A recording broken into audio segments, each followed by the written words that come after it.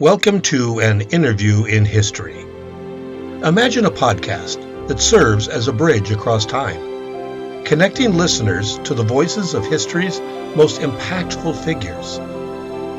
Each episode is a deep dive into the lives and legacies of these individuals, exploring not just their well-documented achievements, but also uncovering lesser-known facts that shaped their contributions to our world. From scientists who unlocked the mysteries of the universe to activists who fought for social change, each story is a testament to the indelible mark they left on society. This journey through history will not only educate, but also inspire listeners to appreciate the intricate tapestry of human progress. Hi, I'm Steve Burig, host of An Interview in History. This week we're talking with John Henry Holliday, better known as Doc Holliday. He was an American dentist, gambler, and gunfighter who was a close friend and associate of lawman Wyatt Earp. Holliday is best known for his role in the events surrounding and his participation in the gunfight at the OK Corral in Tombstone, Arizona. He developed a reputation as having killed more than a dozen men in various altercations, but modern-day researchers have concluded that, contrary to popular myth-making, Holliday killed only 1 to 3 men. This interview takes place January 21st, 1886. Hello, Mr. Holliday, and thank you for joining us today. The pleasure is mine, but please just call me Doc. You'll have to pardon my voice. I've never been a strong man, and I do have a bit of a cough. Understood. Let's start from the beginning. Could you tell us about your childhood? I was born John Henry Holliday on August 14th, 1851 in Griffin, Georgia. My father, Henry Burroughs Holliday, was a military man, a major in the Confederate Army during the Civil War. My mother, Alice Jane McKee, was a refined gentlewoman. She raised me to appreciate literature and the fine arts. My childhood was quite normal, though marked by tragedy. My mother passed from tuberculosis when I was 15, a loss that deeply affected me. Not long after, my father remarried rather quickly, which caused some tension between us. Did you have any siblings? I did, though most don't know that. I had an older sister, Martha, but she died before I was born. So I grew up an only child in many ways, but her absence was part of the family's grief. How about your education? What inspired you to become a dentist? Education was important to my family. After finishing primary schooling, I attended the Pennsylvania College of Dental Surgery in Philadelphia. It wasn't an easy decision, but dentistry seemed a respectable career, and I had a steady hand for the work. I graduated in 1872 at the age of 21 and returned to Georgia to begin practicing. For a time, I felt a sense of accomplishment, doing something meaningful. Did you enjoy the work? I did. Dentistry is meticulous, almost artistic. I appreciated the challenge of repairing something broken. But fate, as always, had other plans. What do you mean? Shortly after I began practicing, I was diagnosed with tuberculosis, the same illness that took my mother. The doctors said the climate in Georgia would worsen my condition, so I sought the dry air of the West. It was meant to prolong my life. And that's when your life took a dramatic turn? Precisely. I moved to Dallas, Texas in 1873. I tried to continue my dental practice, but my coughing fits made it difficult. Patients don't want a dentist who's spitting blood. To make ends meet, I turned to gambling, which was a skill I'd picked up in my younger years. It wasn't the profession my family envisioned, but it kept me afloat. Well, then let's talk about your personal life. Were there any significant relationships or children? I never married, though I was close to a woman named Mary Catherine Haroni. Most people knew her as Big Nose Kate. She was fiery, independent, and loyal in her own way. We had an off-again, on-again relationship, filled with passion and arguments. As for children, no, I had none. Perhaps it's for the best. My life wasn't one to bring stability to a family. So then one of the most famous events you were involved in was the gunfight at OK Corral. Can you tell us about it?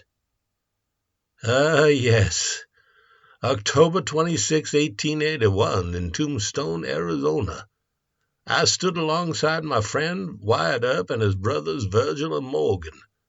We faced off against the Clantons and McLaury boys.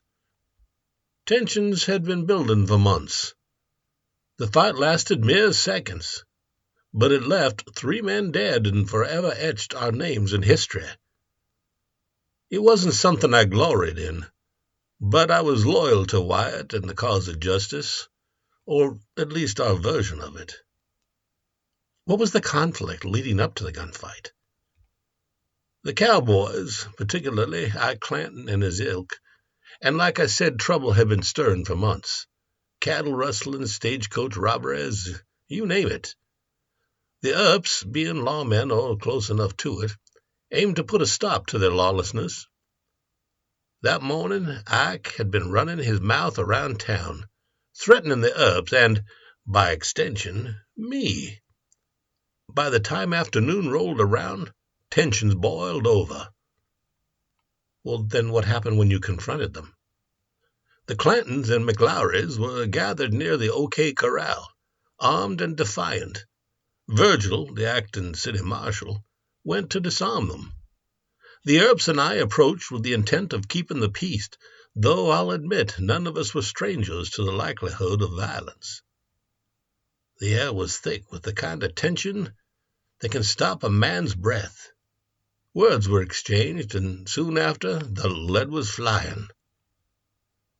Accounts vary on who fired the first shot. Can you clarify that?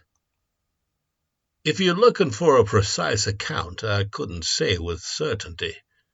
Chaos has a way of scrambling the senses. Some say it was me who fired first, and I won't deny I was ready and willing.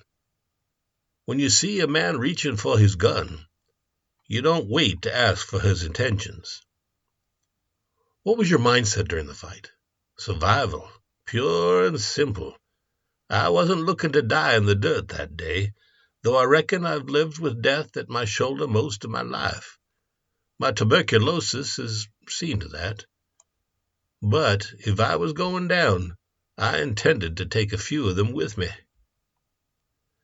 The fight lasted only 30 seconds.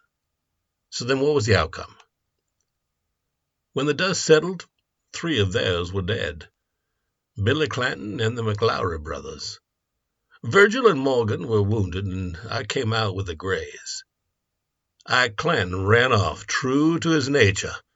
Cowards and braggarts rarely make a stand when it comes to it. How did the town react to the aftermath? Reactions were mixed. Some folks saw us as heroes standing against lawlessness, while others thought we were just as bloodthirsty as the cowboys.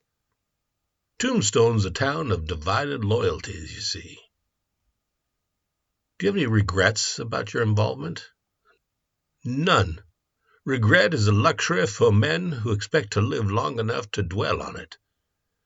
I did what I thought was right, stood by my friend, and faced what came my way. That's all a man can do. Wyatt Earp was a close friend of yours, wasn't he? He was the best friend I ever had. Wyatt stood by me when others wouldn't, even when my reputation preceded me. We shared a bond built on loyalty and mutual respect. I'd have done anything for him, and he for me. What about your later years? Well, my health has deteriorated significantly. I'm heading to Glenwood Springs, Colorado, seeking the healing waters of the hot springs. Looking back, how do you feel about your legacy? I suppose I've become something of a legend, though I never sought fame. I was just a man trying to survive in a world that wasn't kind to me. If people remember me, I hope they see me as loyal, flawed, and human. Thank you for sharing your story, Doc. My pleasure. Now, if you'll excuse me, I believe there's a poker game and a drink calling my name. In 1887, prematurely gray and badly ailing, Doc made his way to the Hotel Glenwood, near the hot springs of Glenwood Springs, Colorado. He hoped to take advantage of the reputed curative powers of the waters, but the sulfurous fumes from the spring might have done his lungs more harm than good. As he lay dying, Holliday is reported to have asked the nurse attending him for a shot of whiskey. When she told him no, he looked at his bootless feet amused. The nurses said that his last words were, "This is funny." He always figured he would be killed someday with his boots on. Holliday died at 10 a.m. on November 8, 1887. He was 36. Wyatt Earp did not learn of Holliday's death until 2 months afterward. Kate Haroni later said that she attended to him in his final days. He died from tuberculosis. Holliday had been baptized in the Catholic Church. This was based on correspondence written between Holliday and his cousin, Sister Mary Melanie, a Catholic nun. No baptismal record has been found in either St. Stephen's Catholic Church in Glenwood Springs or at the Annunciation Catholic Church in nearby Leadville. At the end of his life, Holliday had struck up friendships with both a Catholic priest, Father E.T. Downey, and a Presbyterian minister, Reverend W.S. Randolph, in Glenwood Springs. When he died, Father Downey was out of town, and so Reverend Randolph presided over the burial at 4 p.m. on the same day that Holliday died. The services were reportedly attended by many friends. Holliday is buried in Linwood Cemetery overlooking Glenwood Springs. And now, another forgotten history. In 1877, Deadwood, South Dakota was a bustling mining town in the Black Hills, driven by the gold rush. The influx of prospectors and entrepreneurs transformed it into a lively community with streets lined with saloons, hotels, and shops. This rapid expansion attracted a diverse mix of miners, gamblers, and adventurers, all seeking fortune and contributing to the town's vibrant yet unruly atmosphere. Notable figures of Deadwood during this era included Wild Bill Hickok, the famed lawman and gunslinger, Calamity Jane, a bold frontierswoman known for her daring exploits, and Seth Bullock, a respected sheriff and businessman. These characters, among others, played significant roles in shaping the town's colorful history, leaving behind stories that became integral to its legacy. Deadwood's reputation as a wild frontier town stemmed from its booming economy and its lawless, rugged character. Despite the challenges and dangers, the town thrived, cementing its place in the lore of the American West. The tales of its residents, both renowned and obscure, continued to fascinate those interested in the history of the Black Hills and the spirit of the frontier. Join us next week when we talk with Sir Winston Churchill, a British statesman, military officer, and Prime Minister of the United Kingdom. Until then, take care.